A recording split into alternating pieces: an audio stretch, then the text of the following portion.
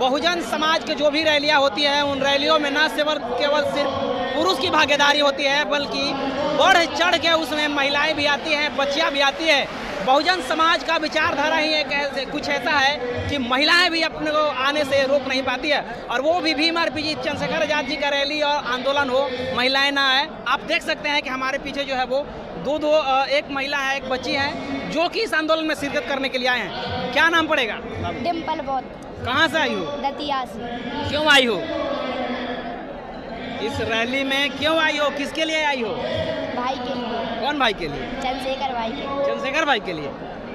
क्यों चंद्रशेखर भाई के लिए? आंदोलन में पढ़ते हो? अपने हक के लिए तो पढ़ाई करना चाहिए, आंदोलन क्यों? हम आंदोलन यानी कि आते भी हैं और पढ़ाई भी करते हैं। दोनों, आंदोलन भी और पढ़ाई भी। है। लग रहा है कि आप लोगों के आने के वजह से आरक्षण जो जिस चीज़ को लेकर के यहाँ धरना किया जा रहा है, आंदोलन किया जा रहा है, वो बच पाएगा। सपोर्ट करते हो? चंद्रशेखर भाई को जानते हो? कितना दिन से? बहुत दिन से। बहुत दिन से। चलिए, तो बहुत दिन से जानते हैं। क्या नाम पड़ेगा आपका? ज्योति, डॉक्टर ज्योति। कहाँ से हैं आप? धामपुर से। लग रहा है कि आपके आने की वजह से आंदोलन ये बच पाएगा। बच पाएगा, जरूर बचेगा। रिजर्वेशन बच पाएगा? बच पाएगा। कैसे बचाइएगा आप? आप लोगों के साथ से, सभी के साथ से बचेगा, बचाना पड़ेगा। कैसे? अपने हक। सरकार तो परमिशन नहीं दे रही है रामलीला मैदान में, बंद कमरे में बंद कर देगी सरकार को परमिशन देनी ही पड़ेगी, देनी ही पड़ेगी। कैसे? आप लोग को तो बंद कर दिया। पहले तो ये जो आंदोलन था रामलीला मैदान में था, अब उसको वहाँ से शिफ्ट करके इस बंद कमरे में कर दिया गया, स्टेडियम में कर दिया गया। बंद कमरे में इसलिए करा गया है क्योंकि वहाँ पे बारिश अगर होती तो सब भीगते, परेशान। क्या सरकार डर गई है इस चीज़ से? हाँ, भीड़ को लेकर के। भीड़ को देख के डर गई है। डरी है सरकार। डरी है? मानते हैं? मानते हैं। क्या नाम पड़ेगा आपका? मेरा नाम मुकेश कुमारी है। जिला अलीगढ़ से आई हूँ। भीम आरपीजी आजाद समाज पार्टी की महिला मोर्चे की मैं मंडल अध्यक्ष रही हूँ। क्या लग रहा है, सरकार डर गई आप लोगों के? सरकार को अगर डर नहीं होता तो क्या परमिशन नहीं देती? परमिशन तो इसीलिए नहीं दी है ना सरकार ने, क्योंकि सरकार डरती है। और सरकार जब डरती है तो अम्बेडकरवादियों से डरती है, क्योंकि हमारे बाबा साहब अम्बेडकर जी ने हमें हक अधिकार दिया है। इतना कहते हैं ना कि मत छेड़ो भीम वालों को, मत छेड़ो भीम वालों को। लड़ना मुश्किल होगा, लड़ना मुश्किल होगा, और इतिहास ऐसा लिख देंगे, इतिहास ऐसा लिख देंगे कि पढ़ना भी मुश्किल होगा। इतिहास ऐसा लिख देंगे, इतिहास ऐसा लिख देंगे कि घरों में रहना भी मुश्किल होगा। हम अम्बेडकरवादी हैं, हमसे टकरावेगा वो चूर चूर हो जाएगा। और ये सरकार जितनी तानाशाही कर रही है ना, एक दिन इसे मिट्टी में मिला देंगे। मिट्टी में कैसे मिट्टी? अरे हम अम्बेडकरवादी हैं, हमें अधिकार दिया हमारे बाबा साहब ने, जो हमारे बाबा साहब के संविधान को खत्म करेंगे और हमारे आरक्षण को खत्म करेंगे। संविधान खत्म हो रहा है? हम नहीं, खत्म तो कर रही है। कैसे? अरे खत्म तो कर रही है। शिक्षा इन्होंने शिक्षा में इन्होंने मतलब ये समझो महंगी कर दी है। जो गरीब बच्चे थे वो पढ़ते थे, तो आज माँ बाप जो गरीब हैं वो बच्चों को नहीं पढ़ा पाएंगे। जो पढ़ेंगे, जो इनके दलाल हैं, मालदार हैं, जो विधायक हैं, उनके बच्चे पढ़ेंगे, वो विदेशन में जाएंगे। गरीबों के बच्चे कहाँ पढ़ेंगे?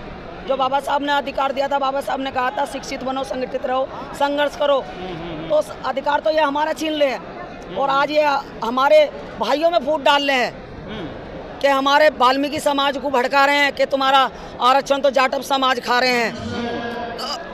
अगर जाटव समाज सबसे ज्यादा लड़ाई भी तो लड़ता है, लेकिन खा तो रहे हैं ना, मानना तो पड़ेगा। बिल्कुल नहीं खा रहे। खा रहे कैसे? हम ये कहते हैं, बाबा साहब ने ये कहा था, झाड़ू छोड़ो, नाली सफा करनी छोड़ो, अपने बच्चों को पढ़ाओ लिखाओ। क्यों नहीं पढ़ाते? जब पढ़ोगे लिखोगे जब ही तो IAS PCS बनोगे। गुलामी करने की तो तुम्हें आदत पड़ गई है, क्यों करते हो? अगर बहन जी ने जगह निकाली थी, आपने देखा होगा अपनी सरकार में जगह निकाली थी, सर समाज की जगह निकाली थी। बहन जी ने क्यों निकाली थी? कि जो लोग ये कहते थे कि चल ले भंगी के झाड़ू लगा, नाली सफा कर, तो बहन जी ने इसलिए निकाली थी जगह कि जब उसमें पंडित रहेगा, ठाकुर रहेगा, बनिया रहेगा, तो वो भी नाली सफा करेंगे। लेकिन लालच हमारे वाल्मीकि समाज में भर रहा। वो ठाकुर के ने नौकरी ले ली, पंडित के ने नौकरी ले ली, 5000 में कौन नौकरी कर रहा? वो अपने वाल्मीकि समाज का ही कर रहा है। क्यों लालच करते हो? उस नौकरी को उस ठाकुर के को करन दो, उस पंडित के को करन दो। अगर वो नहीं करता तो रिजाइन देवे। महिलाओं की भागीदारी कम लग रही है यहाँ पे।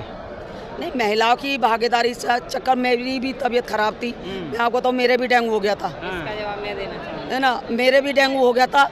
महिला काफ़ी है और अभी ट्रेन में आ रही भी है महिला। ये नहीं कि महिला कमज़ोर है। अरे महिला तो ऐसी है, ईंट से ईंट बजा देंगी। और भाई चंद्रशेखर आज़ाद जी के लिए तो अपनी जान भी दे देंगी महिला। दे देंगी? हाँ, अपनी जान दे देंगी। क्योंकि इसका कारण यह है कि हमारी मनीषा वाल्मीकि बेटी थी, जो आज हमारा वाल्मीकि समाज ये भाई की पोस्ट जला रहा गाजियाबाद के अंदर जी। और वहाँ पे एक चौधरी ने ये कहा था कि तन मन धन गन देने को तैयार हूँ, जाटव समाज को मारो। ये वाल्मीकि समाज को कहा था।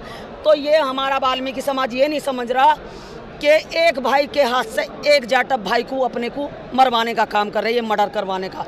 एक अपने वाल्मीकि समाज भाई को जेल में भिजवाने का काम कर रहे हैं। कि उसका कारण ये है कि फूट डालो राज करो, क्योंकि एक का तो मर्डर हो जाएगा, वो ऊपर चला जाएगा, एक जेल में चला जाएगा, उसकी जेल में जिंदगी बर्बाद करेंगे। होने देंगी आप लोग? हैं? होने देंगी? मर्डर होने देंगी आप लोग? नहीं, मर्डर तो नहीं होने देंगे। हम क्यों होने देंगे? अरे हमारा वाल्मीकि समाज हमारा भाई है, कैसे होने देंगे? अरे हमारे लिए अब अगर हम मर्डर होने देते तो मनीषा बेटी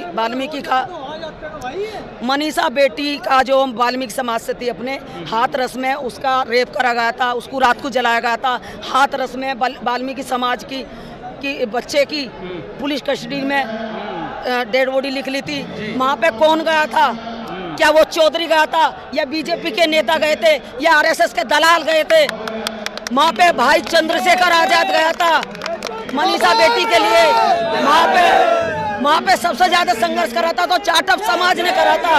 आज जो हमारा वाल्मीकि समाज ये कह रहा है कि भाई भाई को मारने की बात कर रहा है, तो मैं अपने वाल्मीकि समाज भाइयों से भी पूछना चाहती हूँ, कितने आरएसएस के गए थे वहाँ पे और कितना मेरा वाल्मीकि समाज वहाँ पे लड़ने गया था? भाई चंद्रशेखर आजाद और जाटव समाज ही गया था वहाँ पे लड़ने। सरकार की साजिश है ये, सरकार की साजिश तो थी रात को जलवाना। जो मेरा सवाल है कि सरकार की ये साजिश है भाई भाई को लड़ा करके अलग हाँ, करना। सरकार की साजिश है ये। और ये जो आरक्षण का वर्गीकरण है, ये क्यों निकाला? भाइयों में आपस में लड़वाना, कि भाई भाई के हाथन से पिटवाओ और इन्हें जातिवाद में बांटो, फूट डालो, राज करो। चलिए, मेरे साथ एक महिला है। मैंने सवाल किया कि इस आंदोलन में महिलाओं की भागीदारी कम लग रही है। आपको नहीं लग रहा है कि महिलाओं की भागीदारी कम लग रही है? मैं अपना परिचय देना चाहूँगी। मैं सुजाता सिंह खुरैयाबाद से। महिलाओं की भागीदारी इस सरकार की वजह से ही कम है। क्योंकि आज के समय पे कौन रोका है? सरकार थोड़े रोक रही। सरकार बच्चियां पढ़ने जाती हैं, शिक्षित बच्चियों को पढ़ने नहीं दिया जा रहा है, घर से बाहर निकल रही है, उनका रेप किया जा रहा है, मर्डर किया जा रहा है, घर से उठा के बच्चियों का मर्डर किया जा रहा है। क्या ये सरकार की ही तो दबिश है महिलाओं पे। आखिर महिलाएं क्यों नहीं पढ़ सकती? महिलाएं क्यों नहीं आगे बढ़ सकती?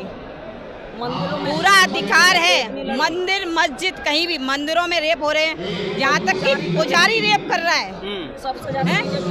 डॉक्टरों का अभी का कांड देख लो, कोलकाता का एक डॉक्टर, सरकारी डॉक्टर वो तक सेफ नहीं है। तो हम महिलाएं जो आम समाज की छोटी महिलाएं हैं, वो कैसे सुरक्षित रह सकेंगी? इस वजह से महिलाओं पे क्या चल रही, हर किसी पे इतना दब डाला जा रहा है, खौफ फैलाया जा रहा है कि ना महिलाएं आगे आए ना ही पुरुष आगे आए। और ये जो समाज है, दलित समाजों पे इतना अत्याचार किया जा रहा है कि भाइयों को इस तरीके से पीड़ित किया जा रहा था। खुरैयाबाद जिले की ये घटना है। आग छोटे से अपराध में भाई को अंदर डाल दिया जेल में और उसे इतना पीटा कि उसकी जेल में ही मौत हो गई। जब उसके हक और अधिकार की बात करने के लिए हमारी भीम आर्मी टीम और आजाद समाज पार्टी के कार्यकर्ता गए तो उन्हें लाठियों से मार पीट कर और उन पे उल्टा मुकदमा लगा दिया। तो ये साजिश नहीं है तो क्या है? ये राजनीति की साजिश नहीं है तो और क्या है ये? हम अपने भाइयों की, अपने बहन बेटियों की हक की बात नहीं कर सकते? क्यों नहीं कर सकते? क्योंकि हमारा संवैधानिक अधिकार है। हम एक दूसरे के लिए बोल सकते हैं। हम अपनी बहन बेटियों के लिए मर मिटने के लिए तैयार हैं। हम यहाँ आए हैं, हमें अपनी जान की कतई परवाह नहीं है, क्योंकि हमारे बड़े भाई हमारे साथ हैं। मेरा सवाल ये है कि आप कह रही हैं कि सरकार रोक रही है, सरकार की वजह से रेप हो रहा है, जिसकी वजह से महिलाएं घर से बाहर नहीं निकली है। तो आप 1 मिनट, आप जैसे समाज सेवी लोग तो है ना प्रोटेक्शन गार्ड में खड़े होने के लिए, तो आप लोग क्यों नहीं निकाल रहे हैं? हाँ, तो हमारे ऊपर भी दबाव डाला जाता है, हमारे ऊपर मुकदमे आपके साथ चंद्रशेखर आजाद हैं। मुकदमा लिखे जाते हैं हमारे ऊपर, मुकदमे लिख दिए जाते हैं हमारे ऊपर। यानी घबराती हैं आप?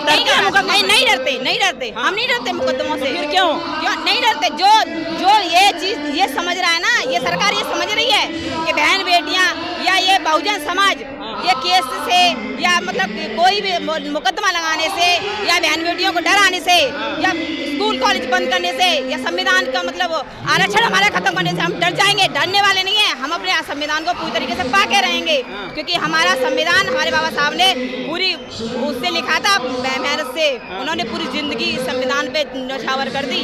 ठीक है, ये संविधान हमारी आन है, हमारी जिंदगी है, हम लोगों का अधिकार है। SC OBC और जितने भी नीचे वर्ग के लोग हैं उन लोगों का अधिकार है, इसे कोई छीन नहीं सकता। कितनी भी कोशिश कर लें, इस अधिकार को हम छीनने नहीं देंगे, चाहे इसके लिए हमें अपनी जान ही क्यों न देनी पड़े। एक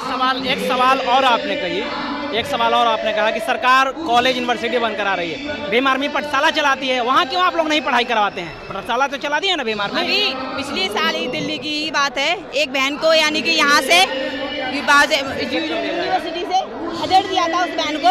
यही दिल्ली की तो घटना की बात है ना, डॉक्टर रितु को यहाँ से खदेड़ा था, क्योंकि वो कौन थी?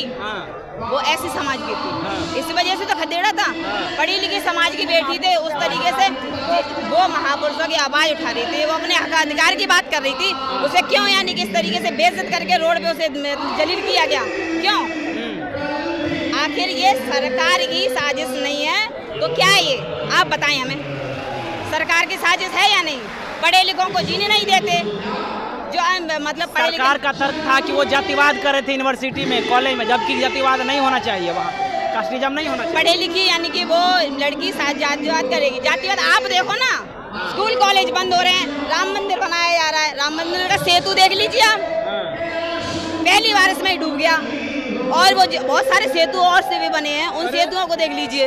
अभी तो हमारे भाई जी संसद में आए, मुख्यमंत्री बना दो, अपने नाम की यूनिवर्सिटी बनवा देंगे और संविधान की बात कर रहे हैं। क्या बोल रहे हैं बताइए। अभी तो हमारे भाई जी संसद में आए, मुख्यमंत्री बनने दो। आप कह रहे हैं ना कि आपके नाम की कोई पाठशाला यूनिवर्सिटी है, हम सब बनवा देंगे अगर भाई जी के साथ रहे, आप लोग भाई जी हमारे साथ रहे, आप लोग हम लोग बनवाएंगे। हम लोग अगर हम 10 करोड़ आदमी एक मुख्यमंत्री को चुनाव जिता सकते हैं ना, तो हम पता नहीं क्या कर सकते हैं, समझिए। आप लोग चुनौती दे रहे हैं मुख्यमंत्री को, प्रधानमंत्री? हम चुनौती दे। कैसे चुनौती दे? हम आप देखो, मुझे आपको तो पता नहीं आप क्या साल लो जी क्या साल लो नहीं, ठीक है? आने वाले 5 या 10 साल में अगर चंद्रशेखर भाई जी उत्तर प्रदेश से मुख्यमंत्री ना बने ना, तो मैं अपनी नाक कटवा लूंगा, ठीक है? 10 साल में 5 या 10 साल में। अभी देख रहे हैं अपने संसद बने हैं, किसकी भेंट किसके लिए आई है?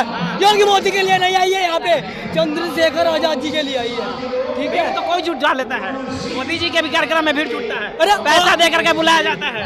आप चलिए ना, योगी की तरह आप चलिए, झोला पैर के आप करिए भीड़ इकट्ठा करिए ना आप। तो ये भीड़ पैसा देकर नहीं बुलाया गया है, पैसा देकर शायद आपको पैसा देकर, क्या आपको पैसे देकर बुलाया है? संविधान की ताकत लेके आई है, संविधान की ताकत, अगर पैसे से नहीं आया।